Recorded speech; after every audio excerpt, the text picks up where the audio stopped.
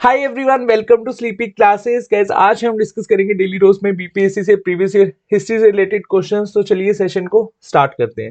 Question first है, the palace of Chandragupta Maurya in Pataliputra was mainly made up of. Option A है bricks, option B है wood, option C है stones, option D है clay and option E है none of this and more than one of the above. देखिए, BPSC में जो E option है ये हमेशा से कंफ्यूज करता है।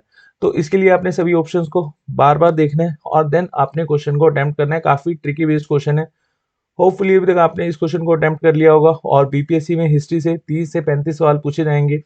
10 से 15 क्वेश्चन बहुत इजी आएंगे, 7 से 8 क्वेश्चन इस तरह के ट्रिकी बेस्ड आएंगे और बाकी बचे 10 क्वेश्चन के आसपास वो मुश्किल होंगे।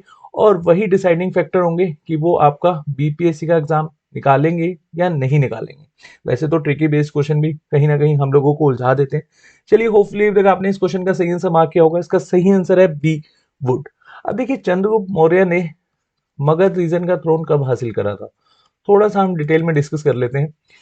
335 बीसी के अराउंड हुआ क्या, मगध रीजन में महापद्मानंद रूल कर रहे थे, नंद डायनेस्टी के। ठीक है जी। और जो इंडिया का नॉर्थ वेस्ट वाला रीजन है, अफगानिस्तान और पाकिस्तान वाला रीजन, यहाँ पर सिकंदर ने अटैक कर दिया था और सिकंदर एरिया जीता हुआ आ रहा था। अब रावलपिंडी में एक यूनिवर्सिटी होती थी उस समय, तक्षशिला। डेफिनेटली आपने नाम सुना होगा तक्षशिला यूनिवर्सिटी का। और यहाँ पर एक डीन होते थे या एक अध्यापक होते थे जिनका नाम था चाणक्य। चाणक्य के 3 नाम थे, चाणक्य, विष्णुगुप्त। समटाइम्स इस तरह के क्वेश्चन भी पूछ लिए जाते हैं, कौटिल्य। और इन्होंने एक बुक भी लिखी थी, अर्थशास्त्र।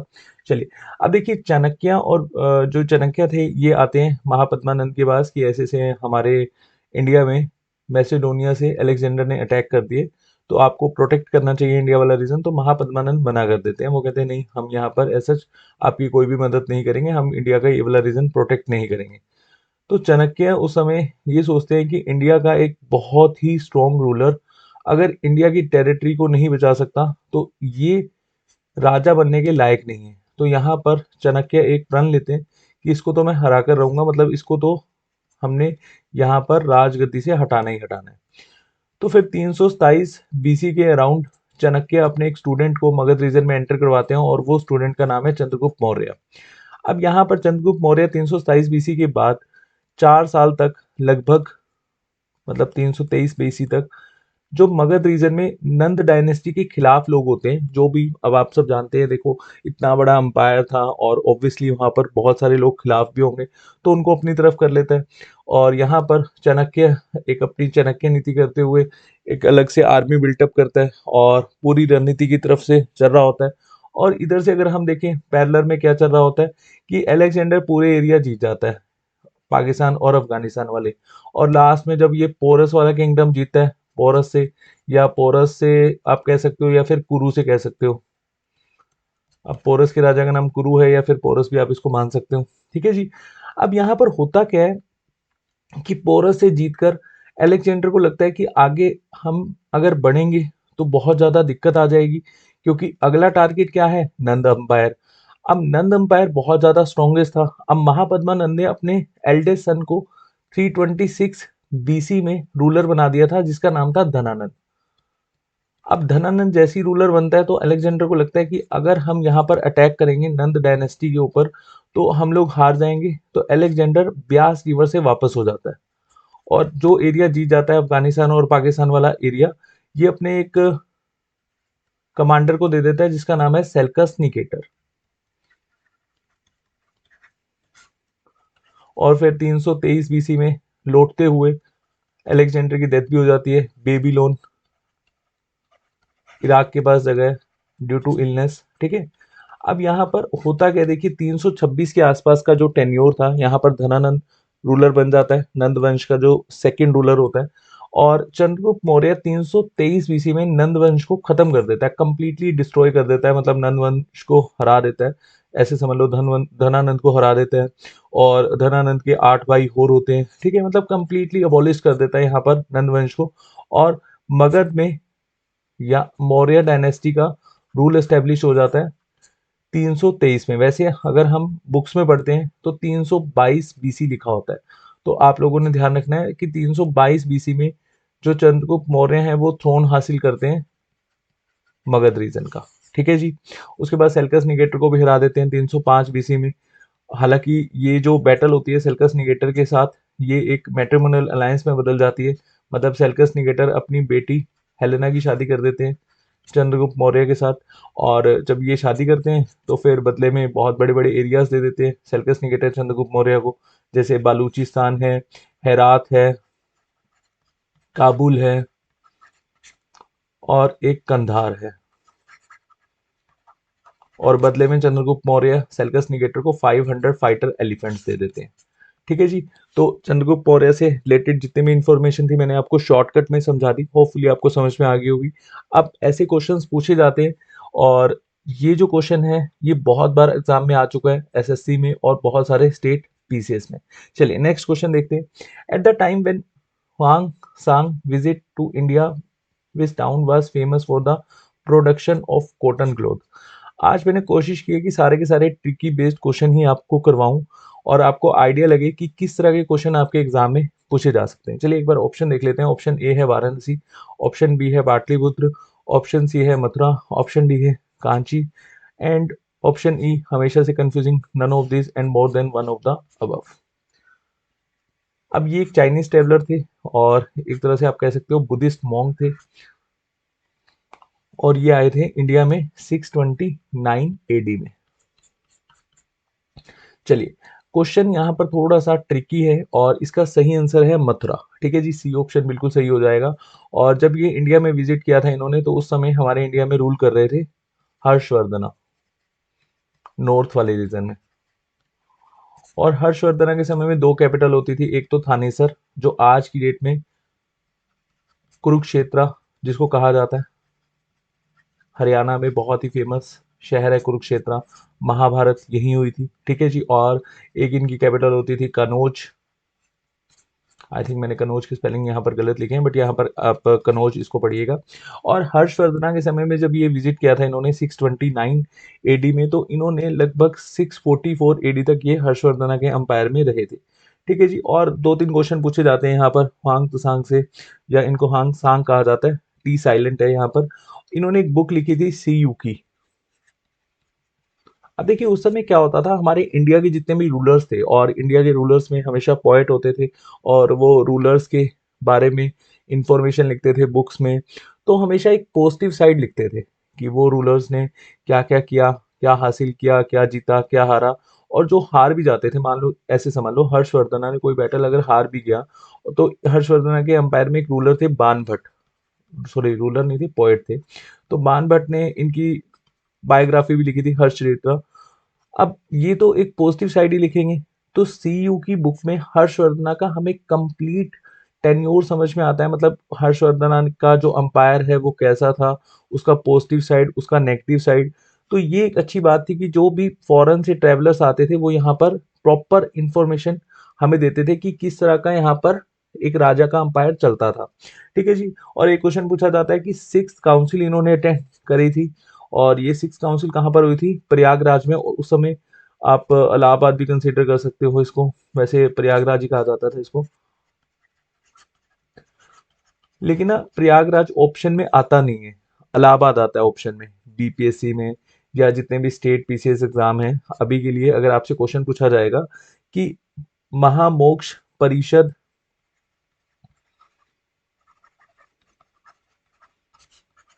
की जो सिक्स काउंसिल थी जो अटेंड करी थी हुआंग सांग ने, वो कहाँ हुई थी, तो आपको ऑप्शन में दिया जाएगा इलाहाबाद। ठीक है, तो आपने ध्यान रखना है, अगर इलाहाबाद नहीं होगा तो प्रयागराज होगा। ठीक है जी। और एक क्वेश्चन और पूछा जाता है, जैसे नालंदा बहुत ही फेमस सिटी है, आप सब जानते हैं बिहार में, एक लिटरेचर के पॉइंट ऑफ व्यू से काफ़ी इंपॉर्टेंट है। चाहे आप हिंदुज़्म के पॉइंट ऑफ व्यू से ले लो, बुद्धिज़्म के पॉइंट ऑफ व्यू से ले लो या फिर जैनिज़्म के पॉइंट ऑफ व्यू से ले लो। ठीक है, तो बुद्धिज़्म के पॉइंट ऑफ व्यू से यहाँ पर हम कंसीडर करते हुए चलेंगे कि हर्षवर्धना के समय में, अब देखिए हर्षवर्धना भी बुद्धिज़्म को फॉलो करते थे, तो इन्होंने नालंदा के आसपास के बहुत सारे गांव परचेज कर लिए थे। और परचेज करने के बाद यहाँ पर काफ़ी ज़्यादा बुद्धिज़्म की स्टडी करवाई जाती थी नालंदा में उस समय भी।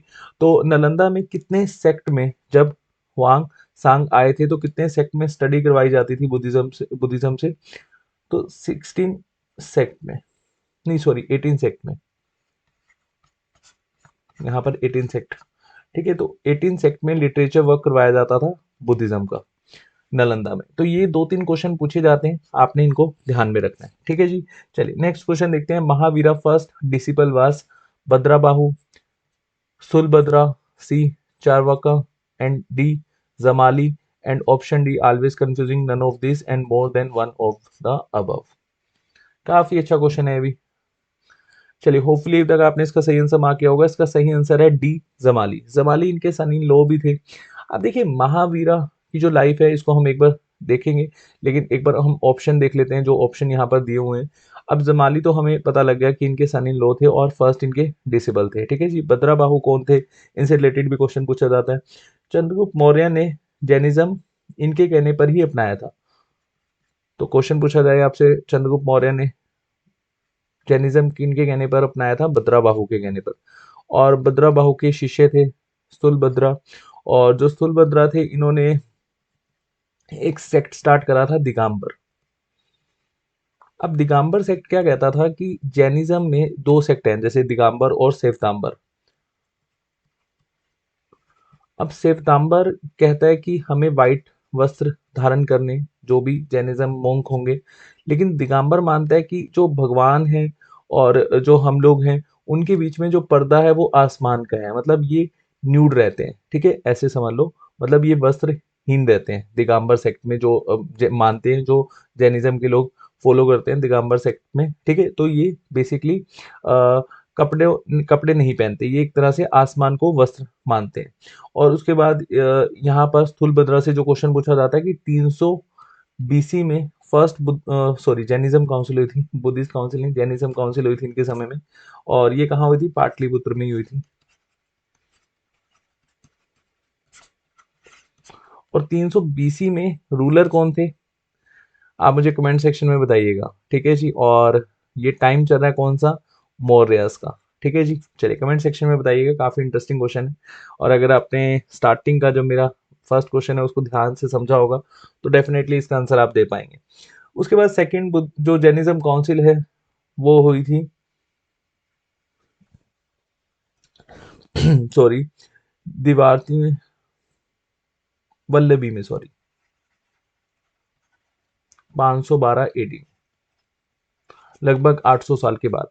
अच्छा, यहाँ पर हम थोड़ा सा डिस्कस कर लेते हैं महावीरा की जो लाइफ से रिलेटेड जो क्वेश्चन पूछे जाते हैं। महावीरा का जन्म हुआ था वैशाली में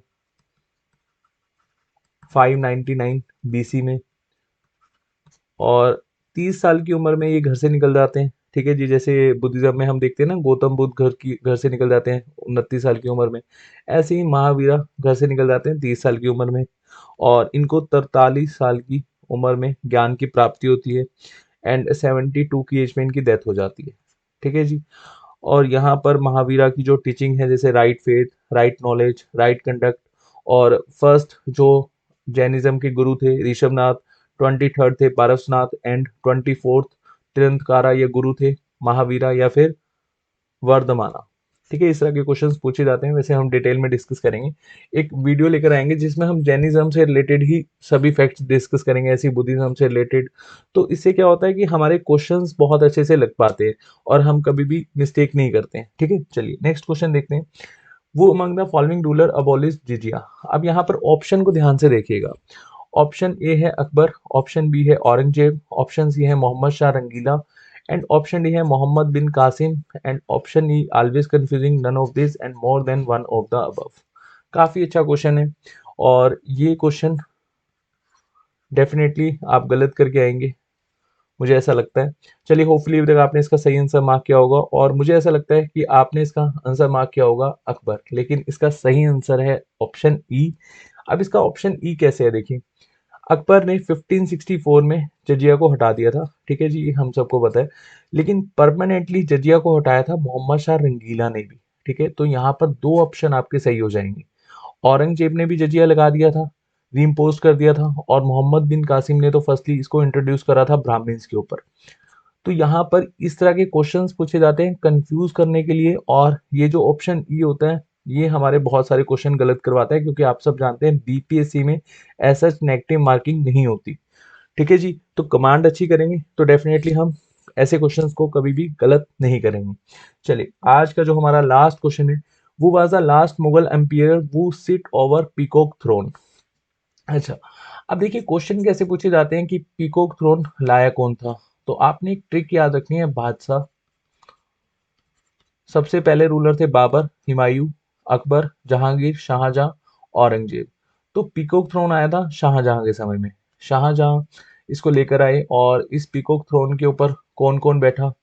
शाहजहां, औरंगजेब, औरंगजेब के बाद आए बहादुर शाह वन, बहादुर शाह वन के बाद आए जहांदर शाह, जहांदर शाह के बाद आए फारूक सिहार, फारूक सिहार के बाद आए मोहम्मद शाह रंगीला। ठीक है जी, अब यहाँ पर ऑप्शन में आपको दे रखे हैं शाह आलम फर्स्ट, बी है मोहम्मद शाह रंगीला, सी है बहादुर शाह, डी है Jahandar Shah, and option E है none of this and more than one of the above. तो लास्ट मुगल एम्पायर कौन है जो पीकॉक थ्रोन पर बैठे थे? मतलब पीकॉक थ्रोन के एक तरह से आप ऐसे समझ लो सिंहासन है। ठीक है जी, तो ये लास्ट रूलर थे मोहम्मद शाह रंगीला। अब मोहम्मद शाह रंगीला बनते हैं 1719 में with the help of Syed brothers, और सैयद ब्रदर्स की हेल्प से सबसे पहले बने थे फारूक सिहार। चलिए कमेंट सेक्शन में मुझे ये सैयद ब्रदर्स जो दो भाई थे इनके नाम बताइएगा, काफ़ी इंपॉर्टेंट क्वेश्चन है। और जब इनको पता लगता है कि मेरी जो कुछ हरकतें हैं इसको देखते हुए सैयद ब्रदर्स मुझे मार देंगे, तो ये सैयद ब्रदर्स को ही मार देते हैं मोहम्मद शाह रंगीला। अब सैयद ब्रदर्स को मारने का एक ही रीज़न होता है, क्योंकि मोहम्मद शाह रंगीला अच्छे रूलर नहीं होते। अब इनको मैरी मेकर भी कहा जाता है, क्योंकि ये बहुत सारी शादियां करते हैं, और इनका शादियों करने में ही ध्यान होता है। ठीक है जी, और इनके समय में ना 1739 में नादिर शाह का अटैक होता है, और बैटल ऑफ करनाल के नाम से काफी ज्यादा क्वेश्चन पूछे जाते हैं, बैटल ऑफ करनाल। और ये बैटल ऑफ करनाल किस किस के बीच में हुआ था? मोहम्मद शाह रंगीला वर्सेस नादिर शाह। और इस बैटल में मोहम्मद शाह रंगीला बुरी तरह से हार जाते हैं, और नादिर शाह पीकॉक थ्रोन मतलब जिस कुर्सी पर मुगल रूलर बैठते हैं वो कुर्सी उठा के ले जाते हैं, और साथ साथ कोहिनूर हीरा और बहुत सारा धन यहाँ पर नादिर शाह यहाँ से ले जाते हैं। ठीक है जी, तो काफी अच्छा क्वेश्चन था। अच्छा, अब यहाँ पर क्वेश्चन पूछा जा सकता है कि कौन कौन से रूलर बैठे थे। देखिए शाहजहां के समय में ये आया था, और कब आया था ये भी हमें पता होना चाहिए। देखिए बाबर कब रूलर बना था? 1526 में, है ना? तो ये आपको टाइम पीरियड भी पता होना चाहिए, 1526 से लेकर 1530। फिर हुमायूं 1530 से लेकर 1540, बीच में 40 से लेकर 55 तक सूरी एम्पायर आया। फिर 1555 से लेकर 1556 जो हुमायूं है फिर बना। फिर शेर मंडल लाइब्रेरी से गिरकर डेथ हो गई थी।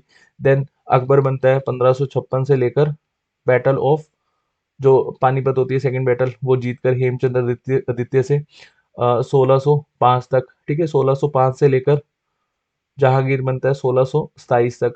फिर 1627 से लेकर 1658 तक कौन बनता है? शाहजहां। देन 1658 से लेकर 1707 तक कौन बनता है? औरंगजेब। ये जो टाइम पीरियड है ना, एटलीस्ट आपको औरंगजेब तक तो पता होना चाहिए। अच्छा चलिए, मैं क्वेश्चन आपको बता रहा था कि शाहजहां ने पीकॉक थ्रोन बनाया कब था, तो आपने याद रखना है 1628 में। चलिए, होपफुली इन पांचों क्वेश्चन में आपको ऐसा कोई भी दिक्कत नहीं आई होगी। जो भी हमने एक्स्ट्रा इन्फॉर्मेशन यहाँ डिस्कस करी वो आपने नोट डाउन कर ली होगी, और जितने भी क्वेश्चन हमने डिस्कस करे वो आपको समझ में आए होंगे। इन केस अगर आपका कोई डाउट है प्लीज़ कमेंट सेक्शन में पोस्ट कीजिएगा।